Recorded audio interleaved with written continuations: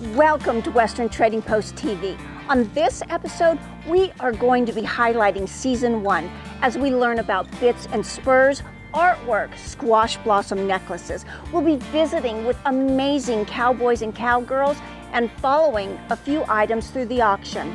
So hold on to your hats and enjoy the ride.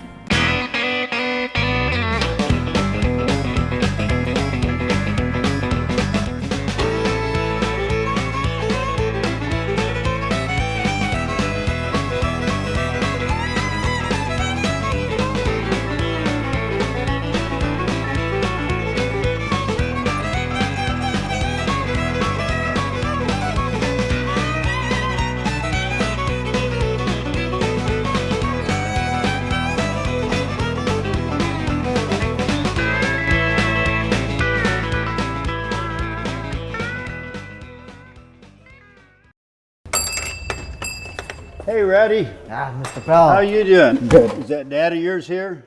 You didn't come to see me? I didn't come to see you today. I had a dream that Jim needed some more bits, and so I came down here to try to take care of him. I see how it is. Let's You go bet. find them. Okay. Hey, Jim. Hey, Dick, how are you Good doing to see you today. I Yes, was telling sir. Rowdy I had an idea that you needed to buy some bits today. Did you bring me some bits? I came down to make you happy, sir. Well, let's see what you got here. Well- I want to see what you got. We've got several things.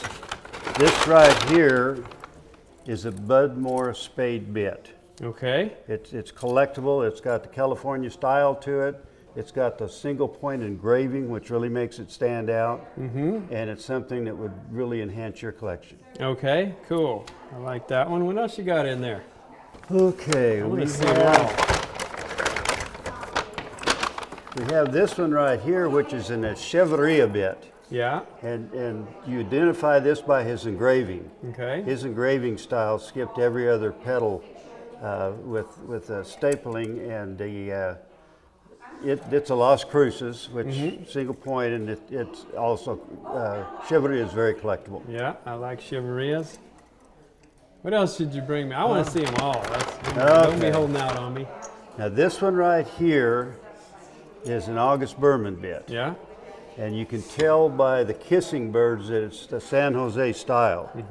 And Berman had a lot of these bits, most all of them that were California style, made in Nevada or California. Okay. So this, as I say, this would be a San Jose style, and it's in good shape, has a spade there. It doesn't have a mark on it, but that's, you've been in long enough to recognize his engraving. Absolutely, yeah. Anything else in Well, here's one that's not for sale. I just thought I'd bring it down to show there? you. Oh, come on. You're teasing me Now, now. this one right here is a gift from an old friend of mine that died at 101, and this belonged to his wife's grandfather. This is a mid-1800s bit. Wow. And you can see from the inside how they had to forge weld and staple in, and how they had to really kind of an engineering feat to get it put together. That is amazing. Mid-1800s, Yeah, you say on this? yep. This one's not for sale. That one's not for sale. That You're was sure? a gift, Jim. I You're can't sure? sell a gift. Wow. And that is something Dick said. He loves it. He loves promoting the Western lifestyle, family, faith. This is one of the greatest gentlemen, and it's an honor to call you a friend. Well, and likewise, you know.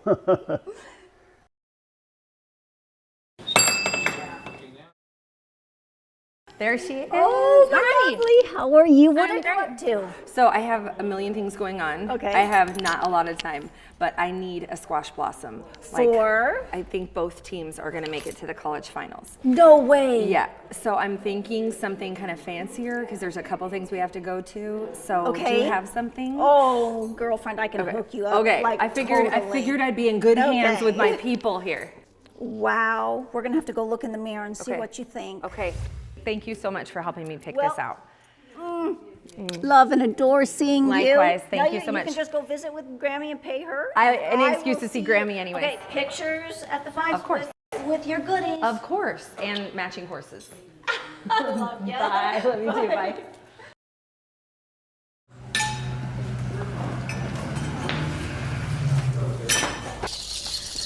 Hi, Bobby Jean. Annabelle has some important stuff to show you. Thank you so much for everything you have done to help me run for Arizona High School Rodeo Queen. You what? Yes. High five, Mom.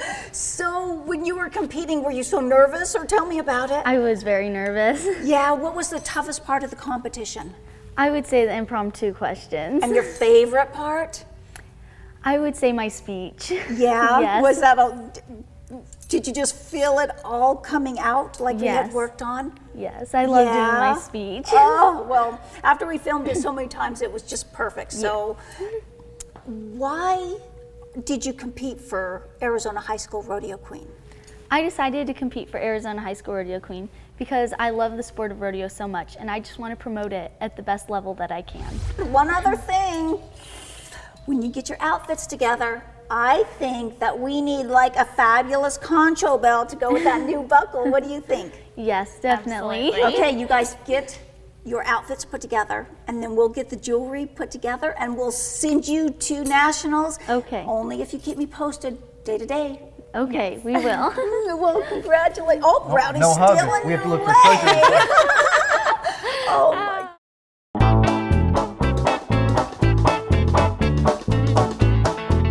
On today's helpful hint, we're going to talk about Garcia spurs. You would not believe the amount of people who come to me and say, hey, you got any Garcia spurs? Or they might say, hey, I have a pair of Garcia spurs. What do you think they're worth? Some people think any spur with Garcia marked on it is valuable. And you know what? It might be, if it's by the right Garcia. The Garcia that you really want to look for would be G.S. Garcia. He was in business from about the late 1800s through the early 1920s. So G.S. Garcia spurs are going to be marked G.S. Garcia, Elko, Nevada. After G.S. retired, his boys took over the business, and it was then called Garcia Saddlery. From the mid-1920s all the way up into the 1960s, we see Garcia Saddlery. Sometime in the 1930s, they moved the business from Elko, Nevada to Salinas, California, so you'll often see the G.S. Garcia or the Garcia Saddlery marked Salinas, California. One of the brothers, Les Garcia, in 1957 started his own business, and they are called Les Garcia Spurs, and he was in Reno, Nevada. So Garcia Manufacturing, Reno, Nevada, or sometimes just Les Garcia, Reno, Nevada, or a different combination of those would be made by Les Garcia, and he's a little bit less collectible than his father was, but still, you know, a nice collectible pair of spurs. One thing that you need to be careful about when you're looking for high-end Garcia spurs is fakes. There's a lot of spurs that have fake hallmarks because the GS Garcia spurs are worth so much more. A lot of times you'll see, I saw just the other day a pair of E. Garcia spurs that somebody added Elko, Nevada to.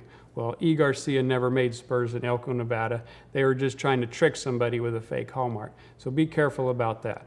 Remember, always buy from a reputable dealer who will stand behind what they sell and knows what they're talking about. And if you're collecting Garcia spurs, be sure and look for the original GS Garcias. And that's today's helpful hint from Western Trading Post.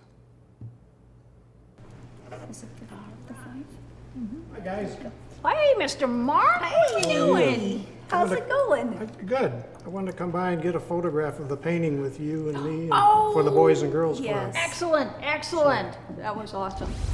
You did a spectacular job, and I know there's you. people every single day that drives by just to look at that mural, huh? Yes, exactly. And they'll come in and say, well, I remember that building, but I remember that too. Who's got the history on this? And it has been such a reward for the community. It was kind of a collaboration, but it turned out well. I'm happy with it. Yes. Well, thank Hope you you are for too. all that you do. Thank you. Well, should we get a picture of you guys We got together? it. Let's take a photograph. This is it. This is it. Yay.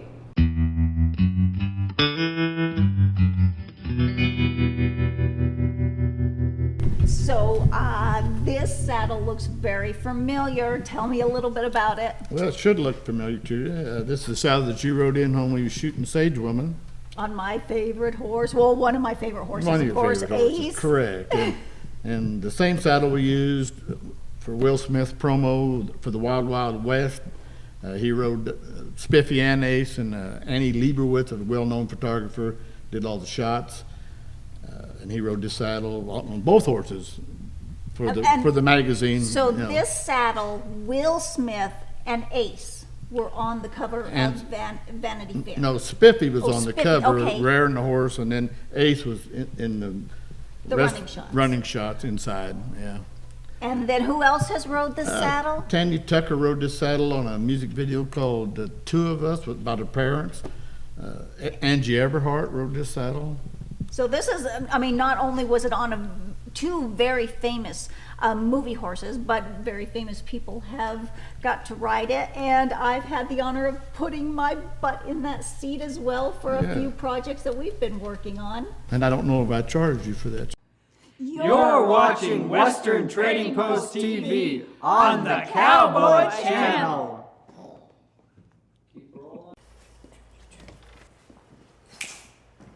Hey, Pops, how you doing? Hey, buddy, have a seat here. You can help me out. I was just getting ready to put some pistols out that I just got out of the cooler. Okay, what in the world is the cooler? You know, that's what my nickname for the little lockup room in the back where things go to set for about 30 days or so after we buy them. Okay. You know, that way we can make sure they're not hot or anything like that, so I call it my cooler. Anyways, I got 3 great old pistols that I just pulled out, and I was getting ready to process them and put them out on the shelf for sale. Okay. You want to learn about them?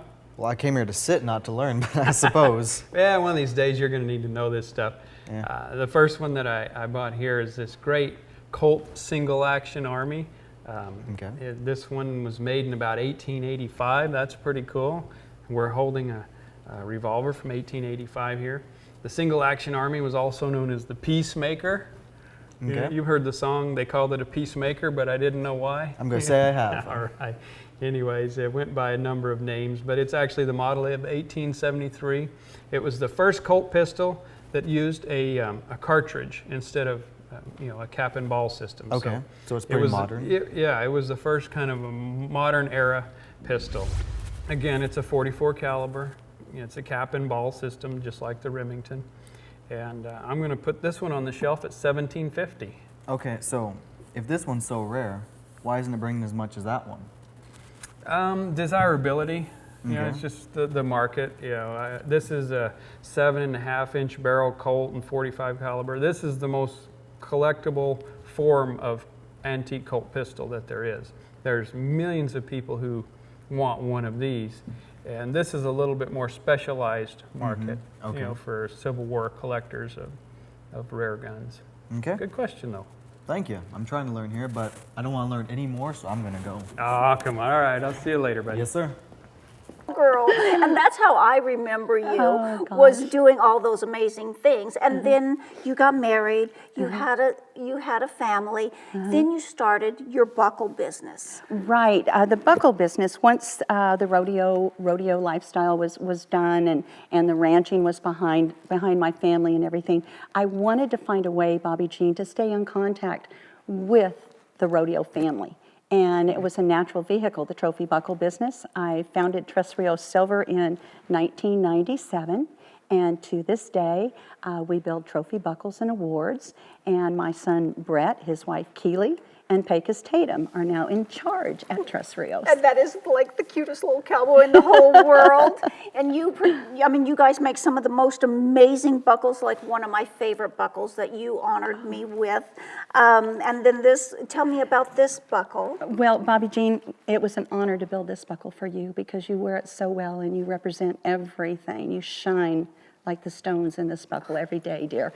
But this buckle here, this is what, it's kind of a vintage buckle, actually. We took it off a pattern of a world champion buckle from the 50s, and we recreated it, changed it up some, and made it for an association in Texas called the Ultimate Calf Roping. But the neat thing about this buckle is that my grandson Pecos Tatum won this buckle, and so it makes it so special. Grammy built it, and Pecos won it. So, well, guys, I just have to share with you again that this amazing lady is truly one of God's angels.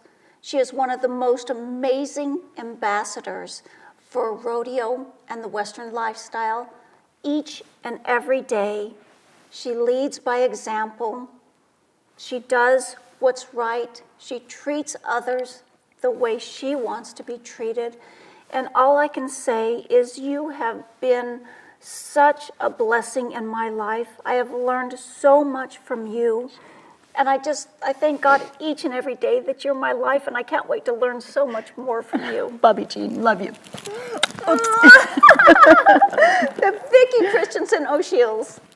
Hi. Hey, who Good we to got see you, here? Oh, Ann is hi. back. Hey, good to see you, Jim. Good to see Yeah. you. I'm glad to be back. Well, so much different than the very first time that you were here when you were in a truck and a trailer full of items. Right. She flew in this time and just brought a few This is all? items. Last time for we the unloaded auction. for an hour. Right.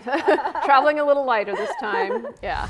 Well, and so tell us a little bit about this hat right here. Yeah, this is a great thing that's been in the family for a long time, and I know as kids we used to want to play with this hat. But It's Dad huge. It is, and that's one of the reasons we love to want to have a turn with this hat. And it's probably from the very late 50s or early 60s. Yeah. And it was a hat gifted to my father from his dear friend Slim Pickens. And Slim had, of course, done a lot of work in film, character actor, was recurring off and on series such as like Bonanza. So his friend, Slim's friend, Dan Blocker, gifted this to my dad. Okay. Dan The Blocker, huge yes. mountain man, Yeah. Dan Rest- Blocker. It looks kind of small. You know, Dan was a big guy, as I understand, and he has a big hat. I've got to do it. Go for it. Okay. Ah! You know, Anne, it is such an honor and blessing to be able to showcase these amazing items that were tied to such a phenomenal gentleman. He was a veteran. He's very patriotic. He was an ambassador for rodeo and the Western lifestyle, and for so many Native American friends. Yes, he was an advocate for years for his dear Native American friends. That's great. And he was very passionate about this way of life. We're honored to have handled so many of the items already Yes. and these as well. Well, I'm very blessed to have been able to make your acquaintance last year and have a chance to work with you guys on rehoming some of our things that we've been, you know, very fond of over the years. So thank Well, you both. we'll do a good job. Let's write them up. Okay. All right, we'll All get her right. done. Thank you, Jim. Hey, Mom. Miss Wilbeck dropped this off. She wants us to take a look at it and give her a call. Oh, wow. How is Mrs. Wilbanks doing? She is doing just lovely as always. Yeah, always in a hurry, huh? Always trying to get me in trouble, yes. Well, how neat. Did she know anything about it, or she wanted me just to look at it and give her a Well- call back? She wants to put it in the auction? Hypothetically, yes. Hypothetically, yes. Wow, do you know what this is? I would assume it's a mixture of paints on a canvas, but I have been wrong before. So actually, this is a pretty famous artist, and he is very well known for his watercolors. His name is Quincy Tahoma, and he was born around 1920 and passed away in 1956, which unfortunately he didn't even hit the age of 40 before he passed away. But he is so famous for his majestic horses, and the blue horse being one of those, which, you know, some say that the different horses meant different directions and stuff like that. I'll have to research that a little bit more. But this is really interesting, even though it does have some damage and stuff. I think it's really neat that Mrs. Wilbanks brought it in so that we could put it in the auction. I will definitely write something up and give her a call back. Good job, buddy. Oh, why don't you get your butt over here and get to work? Navajo painter. This painting is dated 1954, just 2 years before his death. This is an original. It's framed. He was well known for these blue horses. This is one of those original paintings. All right. We're going to start it off at $550. I got $550 on the money. Yep. I got 650, 650, 650, 650, 1,011, 1,011, 1,011, 1,100, 1,100 going once, 1,100 going twice. Sold it $1,000 to the net, $1,000 to the net, $1,085. So you know I'm gonna have to ask, can you show me some of your rope tricks? Yes, ma'am. Okay.